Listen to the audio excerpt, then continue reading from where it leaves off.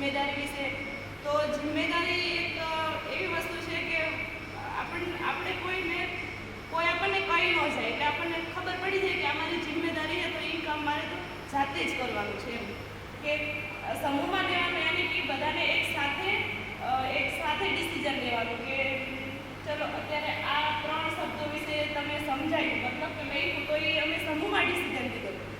તો સમૂહમાં કેવી રીતે કાર્ય કરવું, કેવી રીતે આપણું પદ કેવી રીતે લેવું, એ બી ડીએસકે શીખવે છે. ભેદભાવ ન કરવો અને સમાનતા મળે. અહીંયા એવું શીખવાય કે બધા સમાન છે, કે ભેદભાવ નહીં કરવાનો એમ.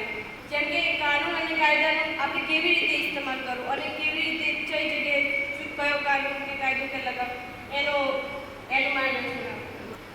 અને આપણે જેમ કે આપણે આપણા હક માટે આપણે કેવી રીતે લડવું અને કે ક્યાંય આપણે હાર ના માનીએ એના વિશે આપણને અહીંયા શીખવા મળે.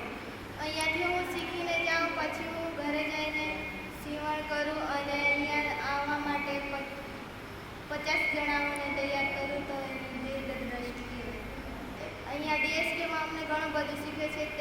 તેવી જ રીતે અમે ડીએસકે જેવી જ એક સંસ્થા ખોલીએ અને તેમાં અમે પણ અહીંયા ડીએસકેમાં જેવી રીતે શીખવાડવામાં આવે છે તેવી જ રીતના અમે ઘણું બધું બીજા વ્યક્તિઓને અમે શીખવાડવાનો પ્રયાસ કરીશું. પોલીસ કે કલેક્ટર બનવા માટે અમે પણ પોતાને તૈયાર કરીશું અને બીજા વ્યક્તિને પણ